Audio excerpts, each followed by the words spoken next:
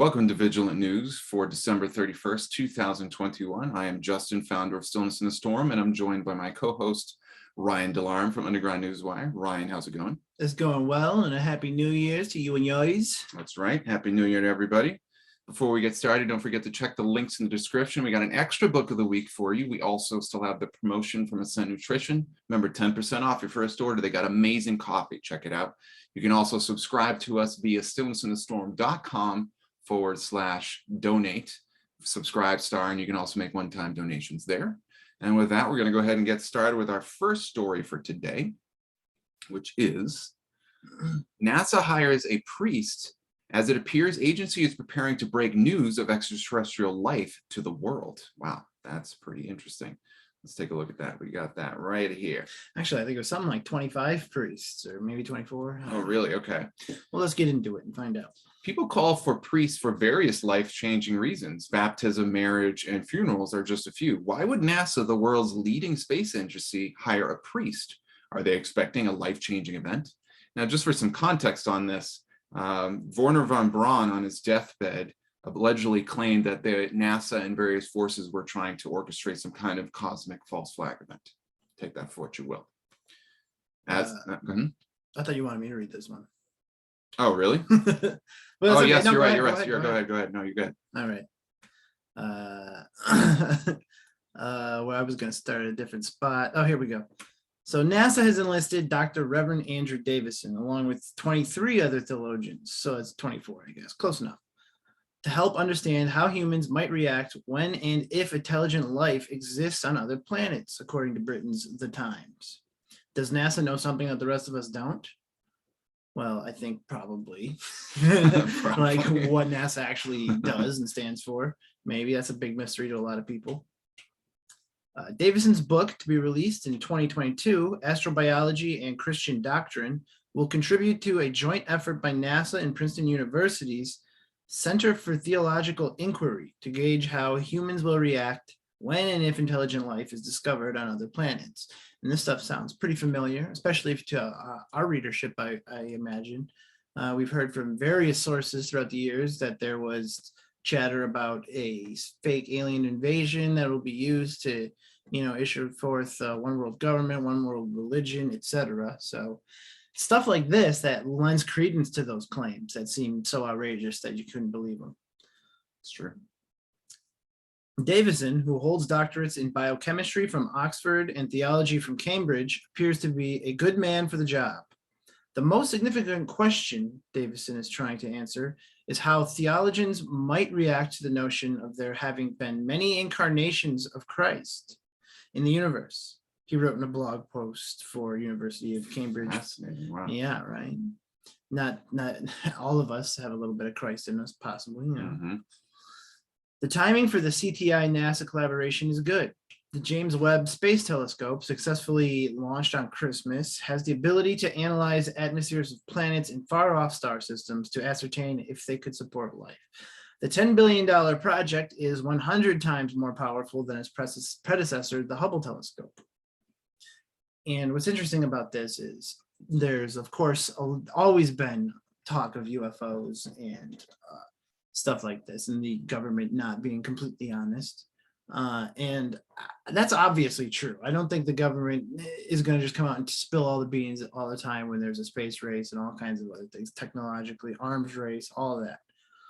And there's all kinds of stuff out there that we've published no shortage of things talking about these possibilities of black budget programs and classified technology and such. What we're hearing from this article, even though this is the Federalist Papers, which is supposed to be a little more in our neck of the woods as far as media is concerned, it's obvious that this is all pre-planned. This isn't some organic thing that's just now happening. There has long been stuff hidden from the public eye, and I think that this is just kind of like an act like, oh, this is a perfect timing because such and such telescope was launched, and it times up well, but it's like this was all kind of planned, I would argue. Yep. The Europa Clippers mission will go to one of Jupiter's icy moons that has an underground ocean and scan for life. According to the Times, scientists at Cardiff are now claiming that the ammonia in the atmosphere of Venus could be created by living organisms. And that's just in our own solar system. Though nobody knows for sure when or if extraterrestrials will be found, the odds overwhelmingly suggest we are not the only life in the universe. Carl Pilcher, former head of NASA's Astrobiology Institute, told the Times that the odds of there being no other life in the universe is inconceivable when there are over 100 billion stars in the galaxy and over 100 billion galaxies in the universe. That's right.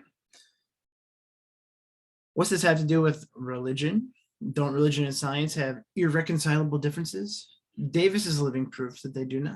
And I guess we would argue that they are pretty much the same thing. Yeah. In some sense. The Jesuit Teilhard de Chardin, who used the phrase everything that rises must converge in his extended effort to explain how evolution would operate in a divinely ordained universe, ordered universe, is another. Monsignor George Lemaitre, yeah, that sounds about right. a Catholic priest, first proposed the Big Bang Theory. Really? Interesting. And the article goes on and on, but you get the gist of it. So they're prepping us for something, some kind of announcement. And some of these people, alleged insiders, etc., that you may or may not know about, have claimed this for at least half a decade. That something like this was coming, and now it's actually here. It makes you wonder if these alleged insiders were how much truth they were actually telling. That's right. Yeah, well, if you're wondering, by the way, ladies and gentlemen, why it is that Ryan seems to be phasing in and out of reality, it's not just because he just escaped the Matrix. Because I'm a Project Bluebeam projection. That's right. It's funny, it's a little peek behind the scenes. We weren't necessarily planning this, but it just so happened to work perfectly well with the video that I think we're just going to roll with it. But I wanted to show a little clip of some proof of concept. So Project Bluebeam claims to be a cosmic false flag. Stephen Greer has posted some information about this. I actually have a bunch of clips from Stephen Greer's lecture about a cosmic false flag on the Stillness in the Storm YouTube channel. You can check that out. And here we have a little clip that I pulled up that I wanted to show everybody. So what we're seeing here, I'm just going to mute the sound because we don't need to hear the scene in person, but this is an image of we got Snoop Dogg on the left and Tupac Shakur on the right. Now this is a hologram of Tupac Shakur. This isn't actually Tupac Shakur here. So what does that mean? Well, it establishes the fact as a proof of concept. Look at this. This is an actual hologram. This is not really Tupac Shakur on stage. This was well after he died. He had a post-posthumous concert or appearance. So what does this mean? It means that the technology to project things into the sky and even voices, because voice-to-skull technology also exists, there's various patents for that. As a matter of fact, some of you might be familiar with the Havana, Cuba debacle, where psionic weaponry was used against people in Havana, Cuba, and that's been acknowledged by Yahoo News and various other news agencies. Look up Havana syndrome. Yes, exactly. So what we have here is a proof of concept. Another proof of concept is, look, Ryan's literally phasing in and out of reality. I'm ascending to 5D. Exactly. So, this idea that we possess the technology to manufacture essentially a religious event or an extraterrestrial event, and that these things are overlapped to a great degree with respect to the effect that they have on the human population is monumental. Consider, for example, I think it was the Brookings report from the 1950s or 60s that suggested contact with a advanced extraterrestrial civilization would essentially destroy our civilization as we know it. Isn't it interesting that the people who are trying to push forth a Great Reset agenda have done studies that essentially show that if we're contacted by extraterrestrials, we would have a radical civilization changing event? Wouldn't these very people often think to themselves, well, wait a minute, maybe we can just manufacture an extraterrestrial event and actually change society the way we want by claiming that extraterrestrials are supposedly giving us advanced insight of the cosmos, et cetera, et cetera. And then they can lord over how disclosure takes place. So we'll disclose this, but not this and that, and just whatever we want to create whatever, outcome we desire. Exactly. So, there's a lot we could say about this. There's a lot of really interesting tidbits. I do think that there's a lot of amazing things in Christianity. I'm a Christian. I love, all the things associated with that for the most part. But Christianity is one of the many hijacked religions we have on this planet. Anybody who's done any common sense thinking about it knows that the powers that be have absolutely infiltrated the religion and it's being manipulated. So to think that we have a perfect picture of what happened when Christ was on the earth, in my opinion, he did come here, is a little short-sighted. I think we all need to be prepared for if Christ came to earth, back to earth tomorrow. I have a feeling he'd give us a few updates that might not jive perfectly well with the religion that we've been handed to us throughout the generations. So all very interesting things to keep in mind. Let's go ahead and move on to our next article. What do you got? We got a video actually of what a friend actually shared this with me. As a matter of fact, a family friend, I'll just say that, I won't mention any names, but when I got this in my inbox, I was like, wow, this guy sharing this video looks like he's a little bit more open to conspiracy theories than he was in the past. Who is it? Well, I don't want to drop any names on the public, but all right. But he's 1 or 2 degrees removed from me. We'll just put it that way. So, all right. So I'm going to go ahead and share this video. Let me put the sound on here. We'll play a little clip here. Let's see how long this one makes it for. Are you ready? This is 153 pages of the confidential agreement between Moderna and the U.S. government. And it goes back to 2015. What? Jason, what was happening in 2015? Frankenstein coronavirus. That's right. The same time Dr. Barrett and Dr. Shi published their paper on the new Frankenstein coronavirus. In fact, let's skip down to page 104. It shows that the NIH and Moderna were collaborating with Dr. Barrett. Wow. His signature is on page 106 of the material transfer agreement. But let's get back up to the top of this specific agreement. The NIH appears to be transferring the mRNA tech to Dr. Barrett. But look what they want to make clear. Quote, mRNA coronavirus vaccine candidates developed and jointly owned by the NIAID and Moderna. I'm sorry. I mean, I've seen ulterior motives before, but usually you see them coming. Did you know that the government co-owns the vaccine? Oh, by the way, this is not part of the Trump's thing. This is not part of that. This is 2015. The same government that is now mandating its use owns the vaccine. So was that also another hologram? Because I thought Colonel Sanders was dead. I know, it's kind of strange. No, Colonel Sanders has an amazing channel. In all seriousness, no, that was Glenn Beck. He does really good work, actually. It's funny because when I was growing up, my father hated Glenn Beck, and I finally watched him, and I was like, wow, the guy actually has some interesting information to share. He does a lot of really great research. So that's from the Blaze. So, what is this all about? Well, there's a lot of implications here. One of the big ones, I thought, and this is kind of another fact to consider with respect to wanting to blame Trump for Operation Warp Speed and the emergency use authorization. First of all, emergency use authorization is not something Trump invented. That's been around for quite some time, as far as I know.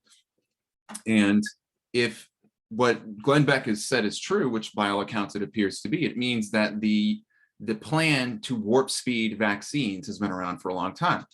As a matter of fact, in this book, which is going to be the book of the week, but I'll just kind of do a little teaser, they talk about a document that, let me make sure I get this right. It's called the CPI Preliminary Business Plan for the Coming Pandemic. So you can find this right on the Bregan.com website. And it's the plan that Bill Gates co-authored with, wait, let me get my facts right here. Now, Bill Gates authored it and submitted it to the World Health Organization, and Klaus Schwab also helped found the Coalition for Epidemic Preparedness Innovations, which is the CEPI. So what that means is that the plan to have a pandemic and have vaccines be used as the quote unquote solution was a long-standing plan, has been around for a very long time, and it has not necessarily something to do with Trump. So a lot of those people out there that want to blame Trump for all these vaccine shenanigans that are happening, we cannot blame him. I think there is good reason to believe that Trump had to make a hard decision, which is basically, yes, he could have stopped the plan to a certain extent as president, but that would have only lasted so long. And it's very likely that it would have thwarted the greater sting operation effort. And I think Trump made a decision, likely with the military that's backing him, the white hats that are backing him, to let this plan go through to have a grand global sting operation unfold. And that's essentially what's been happening, I would argue. So maybe. So good evidence there. Go ahead and check the video out. It's in the description. And we're going to move on to our next story, which is Ryan. CNN and their 38% drop in viewership in 2021. I wouldn't screen share this. Okay. So barely anybody is left watching the pedo scandal hit network. CNN managed a remarkable feat in 2021. The network, currently reeling from a spate of pedophilia-related allegations among its staff, succeeded in losing another 38% of its viewership, which is pretty significant, I would say. Yep. According to Nielsen data, CNN saw a massive drop in weekday primetime viewership, while MSNBC saw a 25% drop in viewership. Also significant, I would say. Here is a tweet from Tom Quiggin. Maybe the public interest in the news dropped because most news services are now nothing more than woke, nauseating drivel. Outlets hurt by dwindling public interest in news in 2021. Data shows that on average, there are 919,000 Americans watching MSNBC, while only 787,000 are still watching CNN. That's not including restaurants, airports. Well, actually, I heard that they lost their airports contract. Yeah, that's right. Yeah. But etc. TVs are on, no one's watching them. At this rate, the networks will soon be out of business. Perfect time for an acquisition company to swoop in and buy them all up. That's right. Get them on the cheap. At this point, anyone still watching CNN has to be either completely brainwashed or brain dead. This is an opinion piece. I'd like to just go ahead and say that this article that we are reading is author's opinion. Howard Stern recently posited the question, who the hell is going to pay for CNN Plus? Noting that people don't want CNN. I mean, are they out of their minds? And Howard Stern is somebody who can kick rocks for all I care. But I got to agree with them on that point. Fox News also saw a decline of 34%, but still has vastly more viewers with an average of 2.3 million during primetime hours. So really, depending on which one you like better, I'm just glad to see that the establishment media is falling to pieces. Yep. While the independent media is flourishing. That's right. It would be really funny if like a big giant Christian organization bought CNN and it became the Christian news network instead of the communist news network. Wouldn't that be cool? All right. Well, for our next story, we have, this is coming from National File. At least 8 professional soccer players had heart scares in 2021, causing deaths and early retirements. Now, this is just a very small sample of the potential impact of these vaccines on athletes. As some of you know who've watched our video, if you haven't already checked it out, go into the description and check out our latest video. And we show some information about the athlete deaths that have been happening. Most recently, 30-year-old Safoin Lokar suffered a heart attack and died after colliding with his goalkeeper during a game in Algerian soccer, 2nd division. Do we know when that happened? I don't know when that happened. Yeah, this was, I can pull it up, a link real quick while we do it. That was, I believe, the 25th. Okay, wow. So yeah, so this is recently now. Christmas. Yeah, exactly. We've been posting, if you're a regular reader of Stillness, we've been posting stuff about this for at least a couple months, I think, at this point. Yeah, we've talked about it several times on our live streams. That's right. So it's often being reported as a sudden death. I even think that there was a doctor, an epidemiologist, who was talking about the alarming trend of these myocardial events in young people and how this is not often normal with respect to previous years. So, even more information in the information war to fuel for sharing, because it's hard to share like all the big stuff. You can't take a 600-page book that is jam-packed with information about the pandemic and necessarily talk about it to your friends at the water cooler. But you can talk about how there's an alarming trend of athletes dying. And since a lot of people, especially normies, we might say, like to listen and watch sports, you might be able to make some inroads with respect to expanding their views, you might say. Really, the only argument against it, or not argument, but like other counter explanation for this unprecedented rise of healthy athletes just dropping dead, is that it's depression from the lockdowns, something like that. That's the only thing I've seen. Other than that, I can't. There's no other real cause that I know of for this that they're trying to push other than that, which is right. Like, who's going to believe that, honestly? Precisely. Well, with that, let's go to our next story, which is... Oh, yeah, everyone's favorite Mr. walking McConnell. ghoul. I know, it's poor guy. Yeah, share the screen on this one so everyone can Yeah, have I the was- pleasure of seeing this. I know, right? Decrepit Take the features. kids away out of the room if you haven't Yeah. already done so. It reminds me, have you ever seen Hannibal, the second one with I think it came out in 2001. Yeah, Hannibal. It's actually called Hannibal. Yeah, I had called Hannibal, and there's a character in it who was like had his face ripped off, and yeah, that's the image that comes to mind. Anyway, okay, I'll let you go for it. Look at these sagging jowls. The turtle man here. If you Okay. think we're in the business of being politically correct and friendly, obviously that is not true. Look at this. Look at this freak. This grotesque. Okay, so just so you can't say that we're one-sided, here's a little piece about everyone's favorite Republican, Mitch McConnell, who polls at the bottom of the DC political figures list, according to Gallup. A new study and a new survey of top Washington, D.C. political figures found that approval ratings for President Joe Biden and Vice President Kamala Harris continue to be less than stellar, which is a nice way to put it, to say the least. But one noted Republican leader is doing worse, much worse. Senate Minority Leader Mitch McConnell, Republican of Kentucky, came in at the bottom of a Gallup job approval survey, even lower than House Speaker Nancy Pelosi, who is universally hated, and had a 40% approval versus 58% disapproval. The Kentuckian trailing with an approval-disapproval split of 34-63. That is Yikes. abysmal. The survey, which was taken between December 1 and December 16th, asked 800 adults to rank federal officials in terms of approval. Supreme Court Justice John Roberts scored the highest. Wow. Yeah. Okay. With 60% approval rating, followed by Federal Reserve Chairman Jerome Powell with the 53% rating, and Dr. Anthony Fauci, Biden's chief medical advisor and director of the NIH. Oh, no, it's not the NIH. It's the National Institute of Allergy and Infectious Diseases with 52%. So some people like the guy. Who'd have thought? Right. They were the ones on the list to rank above 50%, including Biden and Harris, though the vice president came in with a 44% approval versus 43% for Biden. Yikes. Yeah. And these are probably manipulated numbers too. Yeah, I'd always heard that she was polling lower than Biden, but maybe not so much anymore. Maybe he's finally just crapped his pants enough times to just like drop him down a few pegs. Right.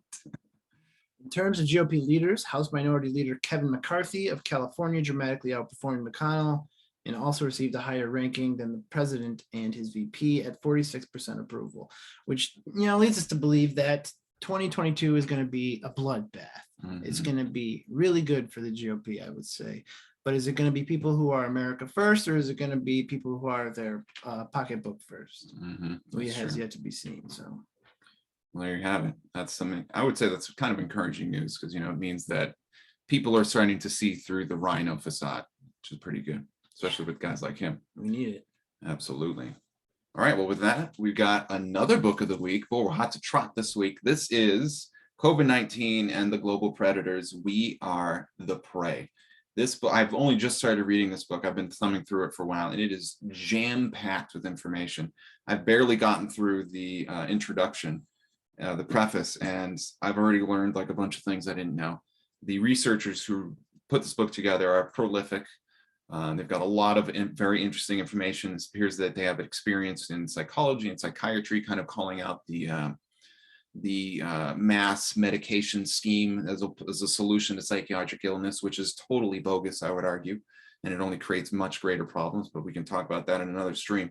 So if you want to check this out, go to the description, check out the book of the week link. It's right there. When you purchase the book using that link, you're going to help us and fund us a little bit. We're going to get like 50 cents, so it's not like a lot, but hey, every little bit helps.